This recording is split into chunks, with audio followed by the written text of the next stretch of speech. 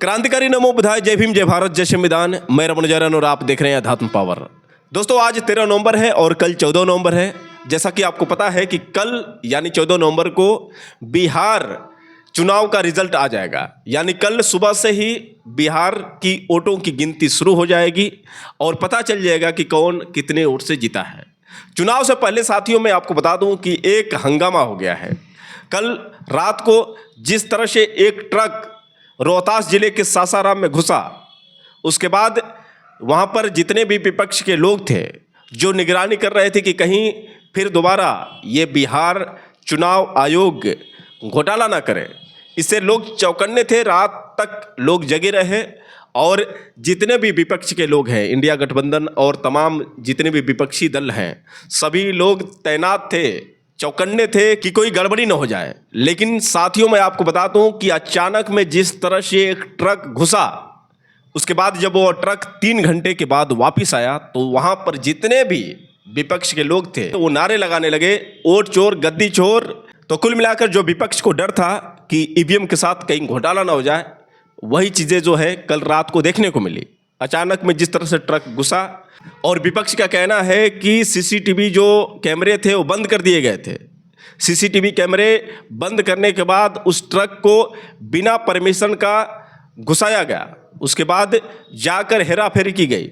फिर बाद में आपको बता दें साथियों कि जब विपक्ष हंगामा कर रहा था तो उसके बाद उनकी संतुष्टि के लिए ट्रक को खाली किया गया और खाली बक्से दिखाए गए। इसके बावजूद भी जितने भी विपक्ष के लोग थे संतुष्ट नहीं थे। आखिर विपक्ष के नेताओं का क्या कहना था, पहले आप विपक्ष के नेताओं का ये बयान सुनिए, उसके बाद हम सीधे आपसे बात कर रहे हैं। अधिकारियों पर, चाहे वो जिला पदाधिकारी हो, सबसे पहले तो जिला पदाधिकारी, और उसके बाद जो संबंधित आरओ हैं उन पर भी क्या कारण है इस प्रीमाइसेस में। जब ये प्रीमाइसेस सील हो जाता है, आज सुबह में 10 बजे से ही हमारे इलेक्शन एजेंट और लोगों को बुला के उसको सील कर दिया गया था, प्रत्याशियों को भी बुला के। उसके बाद कोई अनाधिकृत गाड़ी, ऐसा वाहन जो कि कुछ वैसा रखा है, बक्सा रखा, ईवीएम का बक्सा, कंट्रोल यूनिट का बक्सा, तो कैसे प्रशासन, मतलब ये काम ऑब्जर्वर का है। ऑब्जर्वर, चुनाव आयोग के ऑब्जर्वर कैसे संतुष्ट करेंगे प्रत्याशियों को और क्या कार्रवाई करेंगे, इसके लिए एक पत्र दिया गया है उनको, जनरल ऑब्जर्वर को, जो वरीय जनरल ऑब्जर्वर है इस पूरे जिले में। हालांकि जनरल जो सामान्य प्रेक्षक होते हैं हर विधानसभा के अलग अलग होते हैं। मेरा करगहर विधानसभा है, लेकिन उसके बावजूद भी जो सबसे वरीय हैं वो सासाराम विधानसभा के सामान्य प्रेक्षक हैं। तो उनको ये दिया गया है कि आप कार्रवाई तो करें और संतुष्ट भी करें। मैंने स्पष्ट उसमें लिखा हुआ है कि आप अभ्यर्थियों को, प्रत्याशियों को संतुष्टि दें कि ईवीएम नहीं बदले गए हैं, उसमें ईवीएम मशीन नहीं थे। डीएम ने जो जांच किया वो तो बहुत देर के बाद हुई ना, वो तो 2-3 घंटे के बाद की कार्रवाई थी, 2.5 घंटे के बाद की कार्रवाई। स्ट्रांग रूम आप लोग को जहाँ ईवीएम पहले से रखा है मतदान के बाद का, वो आप लोग को विजिट कराने के आश्वासन दिया गया कि आप सारे प्रत्याशी को स्ट्रांग रूम दिखाया जाएगा। तो वो तो सुबह का 10 बजे 11 बजे का कार्यक्रम था कि जो सील वील किया गया। उसके बाद सारे प्रत्याशी तो अलग अलग समय पर आए, कौन कौन गया कुछ लोग देखे होंगे जाके, तो उससे कोई मतलब नहीं भाई। ईवीएम आप बदल के फिर सील कर दें तो उससे कोई मतलब क्या। बहुत सारी चीजें हैं, या किसी अन्य रास्ते से सील वाले पे तो बहुत सारी चीजें होती हैं, सील पे अपना निशान लोग रखते हैं, तो वो चीज तो मैं नहीं कहूँगा। लेकिन कोई ना कोई आने का कारण क्या है, कई उम्मीदवार आ ही नहीं सकता है। री-इलेक्शन की मांग कर रहे हैं कई उम्मीदवार, वो भी नहीं होंगे। निश्चित रूप से ये सवाल आएगा। पक्ष के प्रत्याशी तो हैं, लेकिन दूसरे प्रत्याशी नहीं है। सत्ताधारी दल के प्रत्याशी क्यों नहीं आए, उनको भी तो ये पता चला होगा। ये तो वीडियो बहुत देर से आप ही लोग के द्वारा वायरल किया जा रहा है, तो स्वाभाविक है, शक होना स्वाभाविक है। शक को कैसे चुनाव आयोग दूर करेगा, ये अब सुई जो है, जो बॉल जो है वो चुनाव आयोग के कोर्ट में है, और चुनाव आयोग को हम लोगों को सैटिस्फाई करना पड़ेगा। री-इलेक्शन की भी मांग है क्या? नहीं, निश्चित रूप से हम मांग तो करेंगे ना भाई। हमको जब शक हो रहा है, हम संतुष्ट नहीं है, तो री-इलेक्शन की तो मांग करेंगे ही।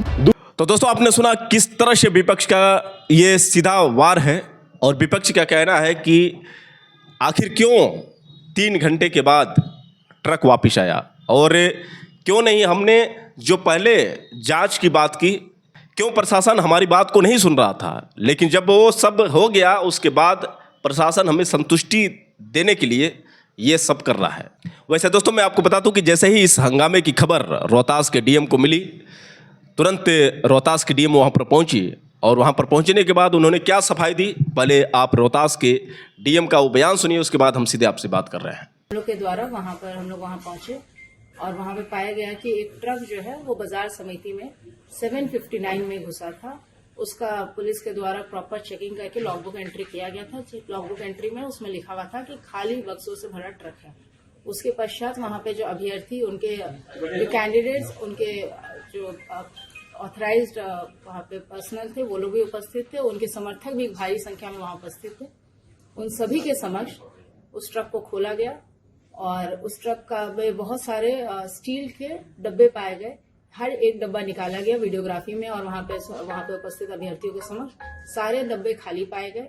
वहाँ पे सारे अभ्यर्थियों के समक्ष ये स्पष्ट हो गया कि जो ईवीएम से भरा हुआ ट्रक घुसने की जो सूचना थी वो असत्य था और इस तरह का कोई मतलब अफवाह जो है ना उड़ाया जाए, क्योंकि स्थिति बहुत ही अभी संवेदनशील है। कल हमारी काउंटिंग है। तो दोस्तों आपने सुना किस तरह से रोहतास के डीएम ने ये कहा कि ये जो भी अफवाह फैल रही है ये सब झूठ है और किसी भी प्रकार की कोई गड़बड़ी नहीं है। लेकिन विपक्ष अभी भी संतुष्ट नहीं है। विपक्ष का कहना है कि जिस तरह से ये ट्रक गया है, बिना परमिशन का गया है, ये कहीं ना कहीं संदेह है। दोस्तों आपको बता दें कि जैसे ही ये वीडियो वायरल हुआ उसके बाद तुरंत राष्ट्रीय जनता दल ने अपने ट्विटर के माध्यम से पोस्ट किया कि कथित तौर पर ईवीएम से भरा हुआ ट्रक सासाराम रोहतास जिला के मतगणना केंद्र बिना किसी पूर्व सूचना और पारदर्शिता के जिला प्रशासन द्वारा क्यों घुसाया गया, ट्रक चालकों को सामने लाए बिना क्यों भगा दिया गया, 2 बजे से यहां सीसीटीवी कैमरा का फीड क्यों बंद रहा, पूरा फुटेज जारी किया जाए, ट्रक में क्या है प्रशासन बताए, सीओ बिहार और ईसीआई स्वीप का स्पष्टीकरण तुरंत आए, अन्यथा हजारों लोग वोट चोरी रोकने के लिए मतदान केंद्र तुरंत पहुंचेंगे।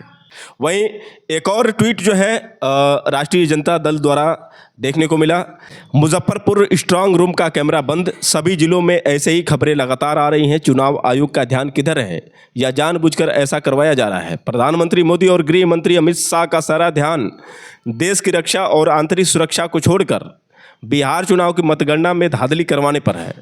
तो यहाँ पर सीधा जो टारगेट है कहीं ना कहीं राष्ट्रीय जनता दल का सीधे दिल्ली हमले को लेकर है, क्योंकि दिल्ली हमले में जिस तरह से वहाँ पर 12 लोग मर गए।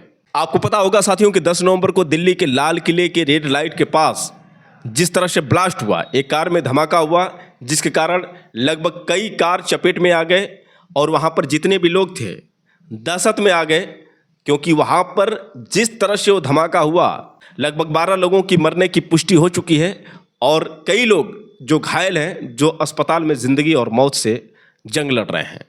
तो दोस्तों यहाँ पर जिस तरह से राष्ट्रीय जनता दल ने ये कहीं ना कहीं निशाना साधा है चुनाव आयोग और केंद्र सरकार पर, तो यहाँ से तो कहीं ना कहीं शक बनता है कि आखिर जो ट्रक है क्यों गया, ट्रक में जो बक्से थे, बक्से क्यों डाले गए थे, अगर खाली बक्से थे तो फिर ये बक्से किस लिए ट्रक लेकर गया था। और वैसे दोस्तों सवाल बनता है, क्योंकि विपक्ष का ये साफ कहना है कि बिना परमिशन का ट्रक अंदर कैसे गया, अगर गया तो क्यों गया, ट्रक के जाने से पहले सीसीटीवी जो कैमरे बंद हो गए थे, फिर ट्रक 3 घंटे वापस आया, हम जब विरोध कर रहे थे तो प्रशासन जवाब क्यों नहीं दे रहा था। तो कुल मिलाकर बहुत सारे ऐसे सवाल हैं।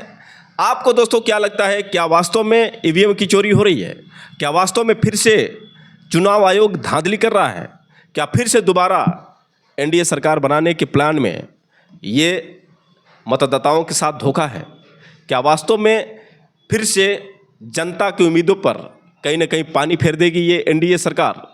तो दोस्तों आप लोग की क्या राय है, आप लोग कमेंट करके बताएं और हो सके तो इस वीडियो को ज़्यादा से ज़्यादा शेयर करें। फिर मिलेंगे अगले वीडियो के साथ, तब तक के लिए क्रांतिकारी नमो बुधाय, जय भीम।